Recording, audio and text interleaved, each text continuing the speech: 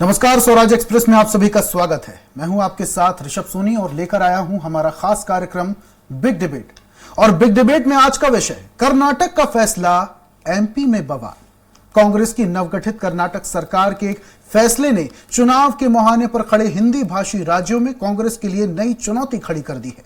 कर्नाटक की कांग्रेस सरकार ने पूर्ववर्ती बीजेपी सरकार द्वारा लागू किए गए धर्मांतरण कानून को रद्द करने का फैसला लिया है।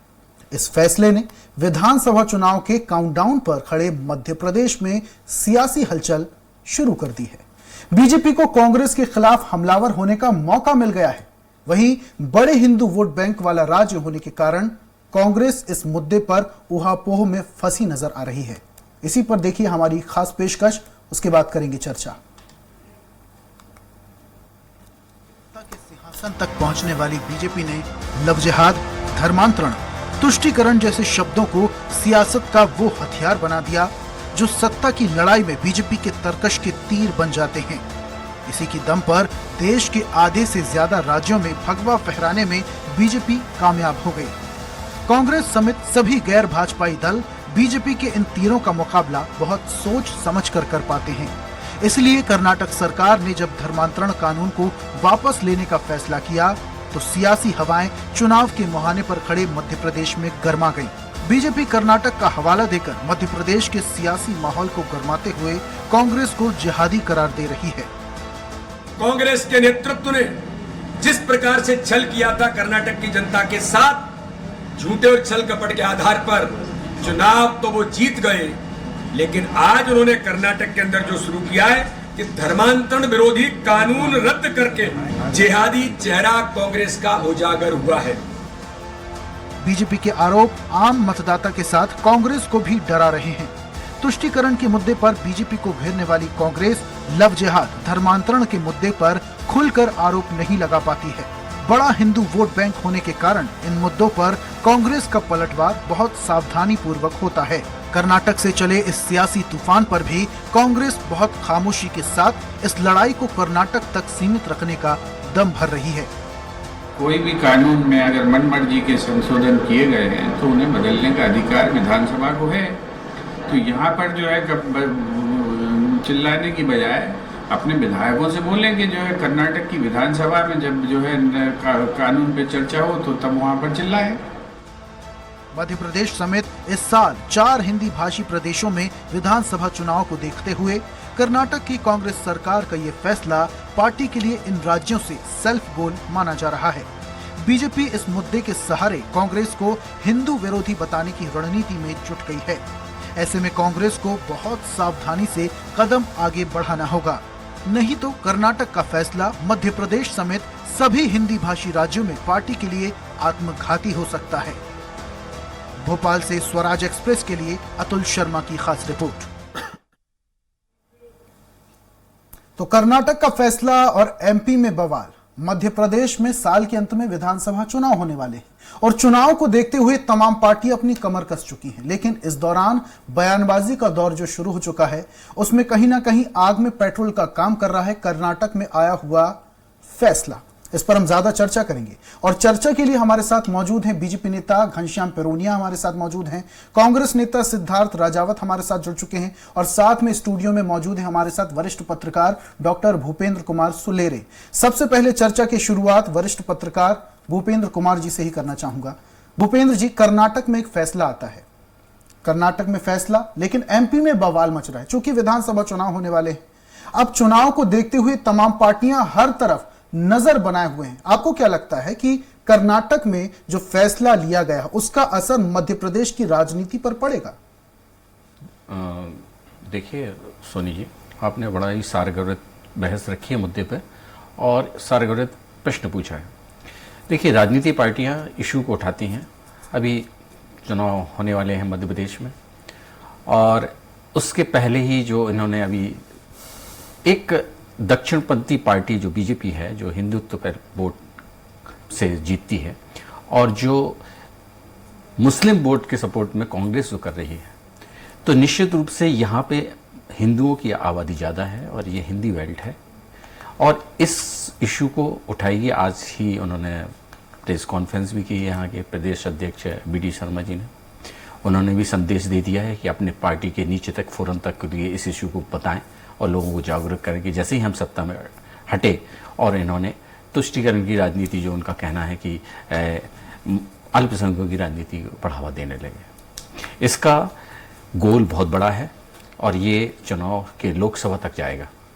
और इसके बारे में अभी जो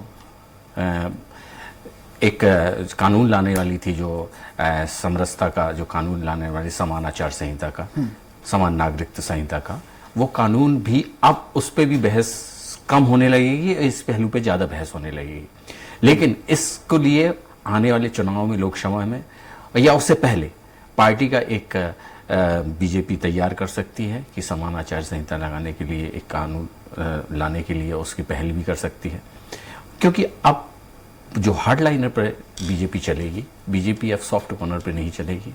और क्योंकि राजनीति एक पोलराइजेशन ज़्यादा, एक जो वोट है उसको ना होकर, ध्रुवीकरण ना होने पर वो अपनी ओर आकर्षित करेगी और वही तेवर दिखेंगे जो राम जन्मभूमि के टाइम पे दिखे थे।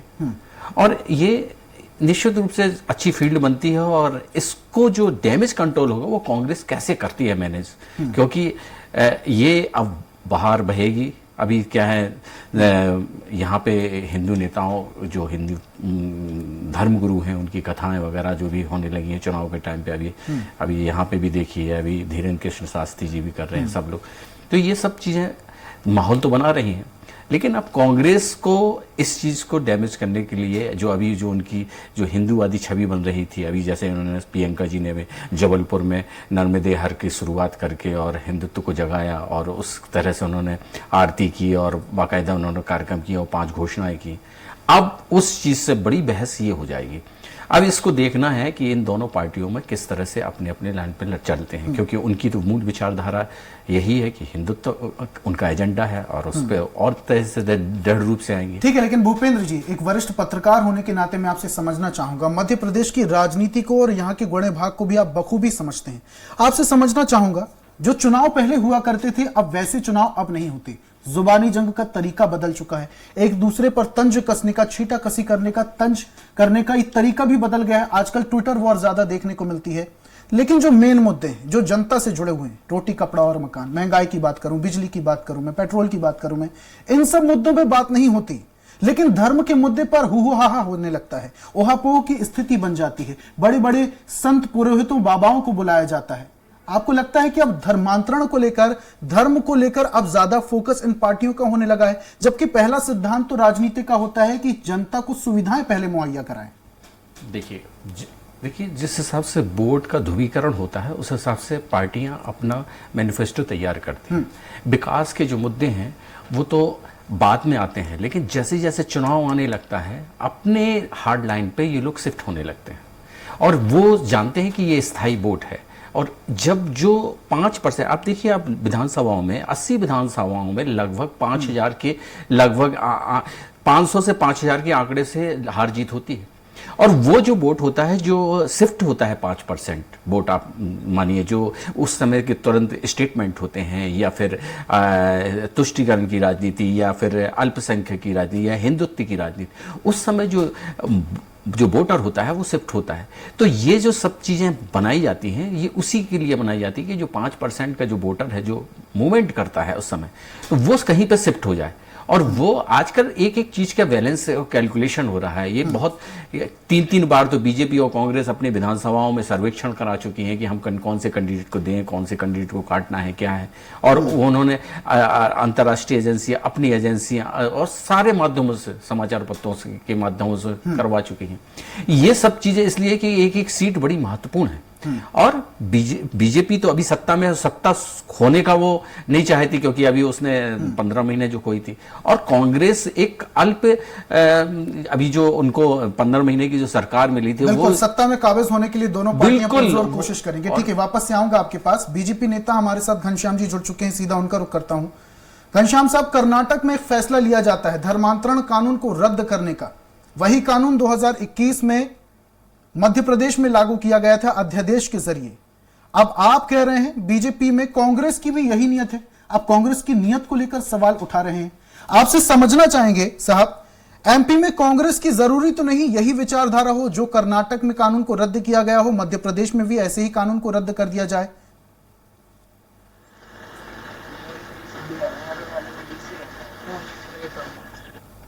घनश्याम साहब, मेरी आवाज पहुंच पा रही है? आ रही है साहब, आ रही है। घनश्याम साहब, मेरा सवाल सुन पाए आप? नहीं सुना मैंने, आवाज ही ठीक है, नहीं मैं आ रही। दोहरा देता हूं घनश्याम साहब, मैं दोहरा देता हूं।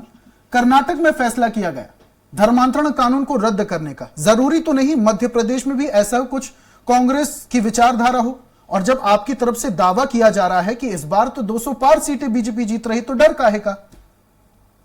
देखिए क्या है, कांग्रेस तो शुरू से ही तुष्टीकरण की नीति के आधार पर काम करती रही है। देश का बंटवारा भी तुष्टीकरण की नीति के आधार पर हुआ। हम देखेंगे केवल वोट बैंक की राजनीति के लिए कांग्रेस ये प्रलोभन की राजनीति करती है, और आप देखेंगे उसके लिए जो जहां तक जा सकती है कांग्रेस वहां तक जाने का प्रयास कर रही है।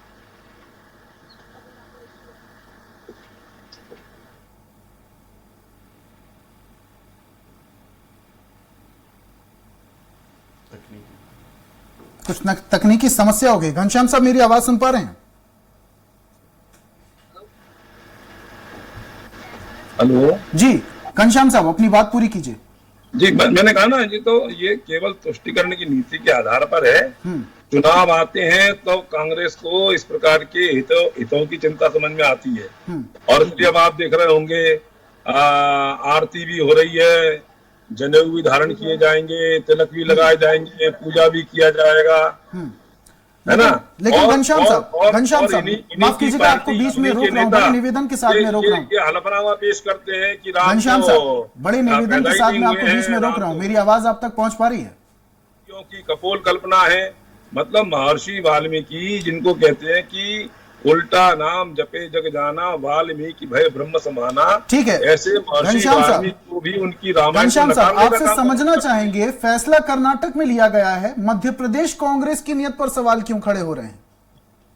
नहीं, वो मैंने कहा ना, वो तो केवल वोट की राजनीति कारण करते हैं ये लोग। इनको तो वोट की राजनीति को ध्यान में रख करके लोगों को भ्रमित करने के लिए, लोगों को कैसे तो भी किसी प्रकार से बरगला करके। कहीं ऐसा तो नहीं घनश्याम साहब, कहीं ऐसा तो नहीं कि बीजेपी को इस बार मुद्दे नहीं मिल रहे हैं, इसलिए मुद्दे तलाश किए जा रहे हैं?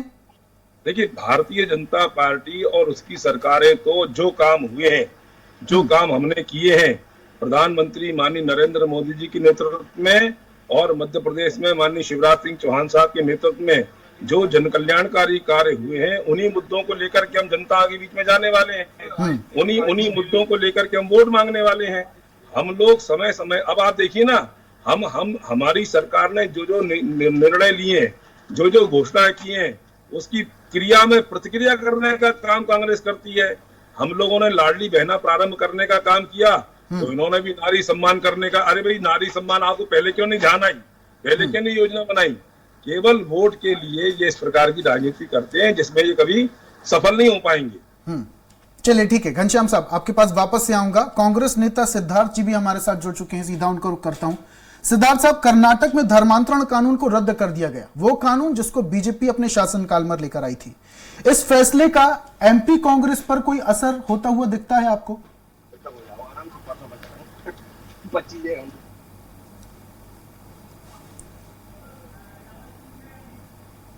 लगता है सिद्धार्थ साहब से संपर्क नहीं हो पा रहा है। सिद्धार्थ साहब सुन पा रहे हैं? सिद्धार्थ राजावत जी, मेरी आवाज आप तक पहुंच पा रही है? ठीक है, वापस से आऊंगा आपके पास। बीजेपी नेता जी हमारे साथ घनश्याम जी जुड़े हुए, उनका रुख करता हूं। घनश्याम साहब, लेकिन मध्य प्रदेश की राजनीति में इन दिनों देखा जा रहा है, धर्म को लेकर बार बार लाया जा रहा है। मेन मुद्दों पर बात नहीं हो रही है, रोटी कपड़ा और मकान की बात नहीं होती, सड़कों की बात नहीं होती, लेकिन धर्म की बात जहां पर आती है वहां पर एक साथ भीड़ इकट्ठा हो जाती है। पार्टियां आजकल बाबाओं को आमंत्रित कर रही हैं। नहीं, देखिए मुद्दे ये तो कांग्रेस पैदा कर रही है ना।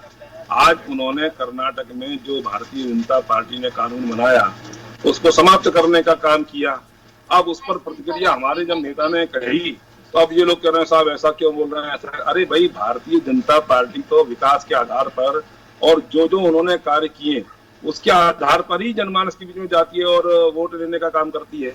आप देखेंगे हमारे प्रधानमंत्री जी के द्वारा जो गरीब कल्याण के लिए, किसान कल्याण के लिए, सामान्य वर्ग के लिए, आम जनमानस के लिए जो योजनाएं बनाई है, उस आधार पर हम लोग जाते हैं। बीच बीच में ये मुद्दे से लोगों को भटकाने का काम करते हैं और उसी का परिणाम रहता है कि वो धर्म की राजनीति करने का काम कांग्रेस करती है। चलिए ठीक है, वरिष्ठ पत्रकार भी हमारे साथ जुड़े हुए हैं। भूपेंद्र जी, पूरी बात आपने घनश्याम जी की सुनी। हालांकि जब विधानसभा चुनाव होते हैं और दो पार्टियां आमने सामने होती हैं तो कभी भी पार्टियां अपनी गलती तो एक्सेप्ट नहीं करती, उल्टा एक दूसरे पर छींटाकसी करती हैं। लेकिन आपसे समझना चाहेंगे एक पत्रकार होने के नाते साहब कि ये जो धर्म की राजनीति मध्य प्रदेश में हो रही है, ये ज्यादा जरूरी है मध्य प्रदेश की जनता के लिए, या फिर मेन मुद्दों पर फोकस करना हर पार्टी को जरूरी है? देखिए, आप अगर बीजेपी की स्थापना देखें 1980 में भी, 1984 में पहला लोकसभा चुनाव लड़ा गया, 2 सीटें थी उनके पास। उसके बाद 89 में रथ यात्रा का प्रारंभ हुआ और जब राहुल गांधी जी आए, वो सॉरी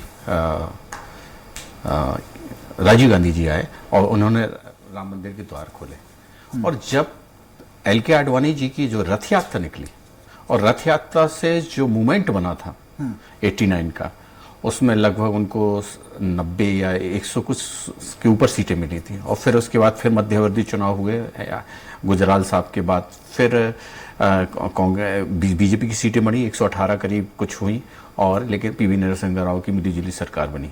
फिर उसके बाद तो जो हार्डलाइनर का जो प्रभाव पड़ा, तो अब क्या हुआ, यहाँ पे 2 डिवीजन हो गए हैं। हम हिंदुओं के हितैषी हम हैं और मुस्लिम के हितैषी वो।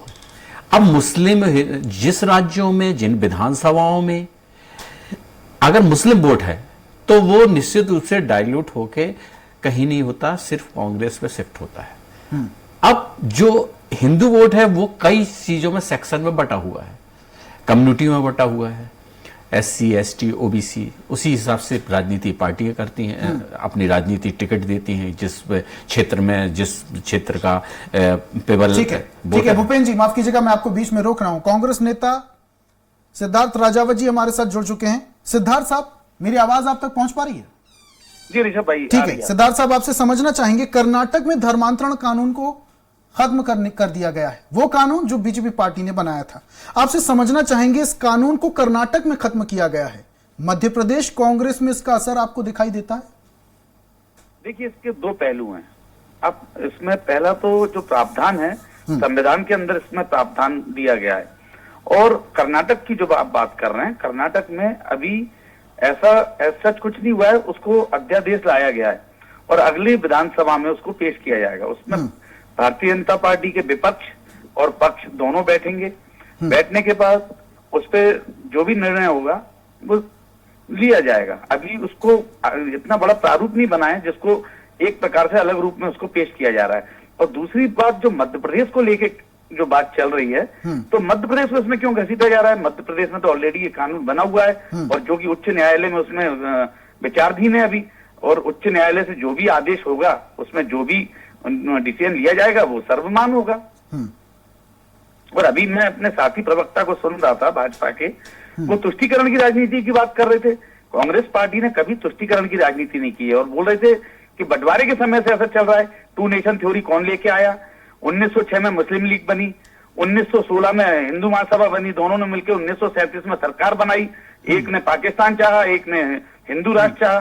तो ये ठीक है, लेकिन सिद्धार्थ साहब, अगर कांग्रेस की सरकार अगर मध्य प्रदेश में बनती है तो ये कानून खत्म नहीं होना चाहिए, ये मानते हैं आप? देखिए, मैंने आपसे पूर्व में भी कह दिया, मध्य प्रदेश का इसमें कुछ अभी लेना देना नहीं है। अध्यादेश लाया गया था और अध्यादेश लाने के बाद उच्च न्यायालय में। ठीक है, लेकिन सिद्धार्थ साहब, मैं आपके विचार जानना चाहूंगा। मध्य प्रदेश में अगर कांग्रेस की सरकार बनती है तो इस कानून को खत्म नहीं होना चाहिए, ये कानून ज्यों का त्यों रहेगा, कांग्रेस की यही पहल रहेगी। इसमें देखिए, मैं आपको स्पष्ट कर दूं, जब तक उच्च न्यायालय में विचाराधीन कोई भी चीज है, उसमें कांग्रेस पार्टी या कांग्रेस पार्टी का कोई भी प्रवक्ता या कोई भी अधिकारी अभी उसमें कुछ नहीं बोल सकते, क्योंकि ये ऑलरेडी जब विचाराधीन है, जो उच्च न्यायालय में विचाराधीन है, हम उच्च न्यायालय से तो बड़े हैं नहीं, जो उच्च न्यायालय इसमें। ठीक है, लेकिन सिद्धार्थ साहब, माफ कीजिएगा मैं आपको बीच में रोक रहा हूं। ऐसे में जनता के बीच में संदेश ये नहीं जाएगा कि कर्नाटक में अगर ये फैसला ले लिया गया है धर्मांतरण कानून को रद्द करने का, तो अगर मध्य प्रदेश में कांग्रेस की सरकार बनती तो हो सकता है कि ये कानून मध्य प्रदेश में भी खत्म हो जाए? देखिए, आज सबसे बड़ी जो समस्या है मध्य प्रदेश की, मैं आपको बताना चाहता हूं कि मैं भारत जोड़ो यात्रा में लगभग 2300 किलोमीटर चला हूं। हर 100 किलोमीटर पे जाके आदमी की विचारधारा बदल जाती है, जलवायु बदल जाती है, भाषाएं बदल जाती हैं। तो मध्य प्रदेश को कर्नाटक से जोड़ना मेरे हिसाब से तो नाइंसाफी होगी। और रही बात, आज सबसे बड़ा जो मुद्दा है, सबसे बड़ा मुद्दा है 50% का भ्रष्टाचार मध्य प्रदेश में, जो जनता उससे आज आहत है। और आज सबसे पहले महंगाई सबसे बड़ा, बेरोजगारी सबसे बड़ा मुद्दा है, जिसपे हमको बात करना चाहिए। आज की डेट में जनता को कोई फर्क नहीं पड़ता इन सब चीजों से। ये आप जब चुनाव आता है, ये चुनावी बिगुल बजा के नए नए मुद्दे लाए जाते हैं। आज सबसे पहले आप चलिए ठीक है सिद्धार्थ साहब, वापस से आऊंगा आपके पास। ठीक है, आपके पास वापस से आऊंगा। घनश्याम साहब, पूरी बात आपने सिद्धार्थ जी की सुनी। कर्नाटक में जो फैसला लिया गया उसको तोलना अगर मध्य प्रदेश कांग्रेस है, ये तो उचित नहीं है। कर्नाटक की पृष्ठभूमि अलग है, मध्य प्रदेश की पृष्ठभूमि अलग है, दोनों की विचारधारा में अंतर हो सकता है।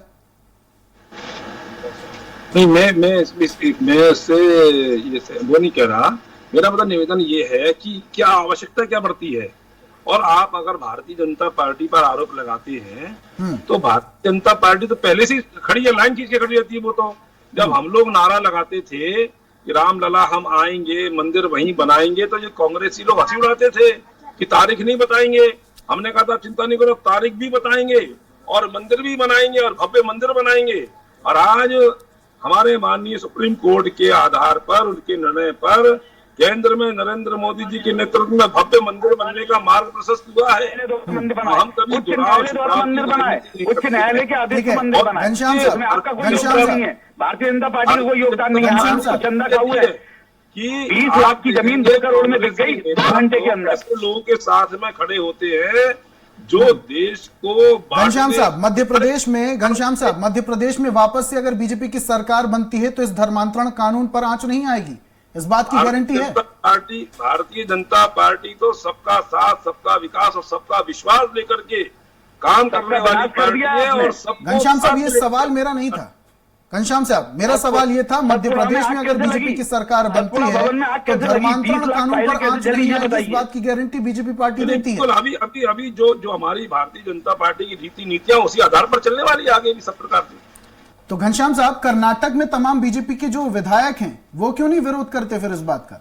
आएगा समय आने पर, सब ध्यान में आएगा। वो तो समय आने पर हम लोग सब करेंगे। ठीक है, सिद्धार्थ साहब क्या कहेंगे? पूरी बात आपने घनश्याम जी की सुनी। नहीं, अवश्य। मैं तो घनश्याम जी से ये पूछना चाहता हूं कि जब आप टू नेशन थ्योरी की बात कर रहे तो आपने राष्ट्रपिता महात्मा गांधी जी को ही मारने के लिए क्यों नाथुराम गोडसे ने चुना? क्यों नहीं ये दूसरे जने को मारा गया? कर दिया और इस आधार पर आपने संघ पर प्रतिबंध लगाने का भी काम किया था, लेकिन उसमें आप लोग सफल नहीं रहे। भारतीय जनता पार्टी ने हमारी विचारधारा, राष्ट्रवादी सोच को लेकर के चलने वाली, किसी का विरोध नहीं करते हम लोग। राष्ट्रवादी सोच जो आपकी है वो बजरंग दल ने खोल दी थी, जिस दिन 17 फरवरी 2017 को ज्योतिरादित्य सिंधिया ने प्रेस कॉन्फ्रेंस लेके बोला था कि आपके बलराम सिंह ISI से पेमेंट उनके अकाउंट में पैसे ट्रांसफर हुए, 30 मोबाइल पकड़े जाते हैं, 3000 सिमें पकड़ी जाती हैं, 30 लैपटॉप पकड़े जाते हैं और उसमें सचिन सक्सेना आपके युवा मोर्चा के पकड़े जाते हैं। तो आपकी राष्ट्र, चलिए ठीक है सिद्धार्थ साहब, उसी दिन मालूम चल गई। सिद्धार्थ साहब, चर्चा अपने अंतिम दौर में है। आखिरी सवाल मैं वरिष्ठ पत्रकार भूपेंद्र जी से लूंगा। भूपेंद्र साहब, 20 सेकंड का वक्त है आपके पास, अपनी बात रखिएगा। देखिए, ये जो इशू है जी, भूपेंद्र जी बोलिए। हाँ, जो अभी जो कैबिनेट ने, कर्नाटक की कैबिनेट ने जो पास किया है उसको निरस्त करने के लिए, और निश्चित रूप से वो अगली बार विधानसभा में आएंगे और उनके पास बहुमत हो उसको निरस्त करेंगे, क्योंकि वो उस कमिटमेंट करके वो आए हुए हैं। लेकिन इसका यहाँ पे डाइल्यूट करेगी बीजेपी और निश्चित रूप से इसको एजेंडा बनाएगी इन चुनाव में, विधानसभा में। और इस चीज़ से बाकी जो विकास की जो बातें हैं, बेरोजगारी है, जो सब चीज़ें, ये मुद्दे बिल्कुल सुन्न हो जाएंगे और ये चीज़ बन जाएगी। और बिल्कुल भूपेंद्र जी, अब देखने वाली बात यह है कि कर्नाटक में जो फैसला है उसका असर मध्य प्रदेश की जनता पर कितना पड़ता है और आने वाले विधानसभा चुनाव पर कितना पड़ता है। बहुत बहुत शुक्रिया तीनों मेहमानों का हमारे साथ जुड़ने के लिए। बीजेपी से घनश्याम जी हमारे साथ जुड़े हुए थे, कांग्रेस से सिद्धार्थ जी हमारे साथ जुड़े हुए थे और वरिष्ठ पत्रकार भूपेंद्र जी हमारे साथ जुड़े हुए थे। तीनों मेहमानों का हमारे साथ जुड़ने के लिए और अपने तर्क रखने के लिए बहुत बहुत शुक्रिया। और आज हम बात कर रहे थे जिस तरीके से कर्नाटक में धर्मांतरण कानून को खत्म किया गया है, उस पर अब मध्य प्रदेश में सियासत शुरू हो चुकी है। यह सियासत विधानसभा चुनाव में क्या रंग लाएगी, ये वक्त बताएगा। एक नई चर्चा के साथ, एक नए विषय के साथ कल फिर हाजिर होंगे। तब तक के लिए मुझे दीजिए इजाजत और आप देखते रहिए स्वराज एक्सप्रेस। नमस्कार।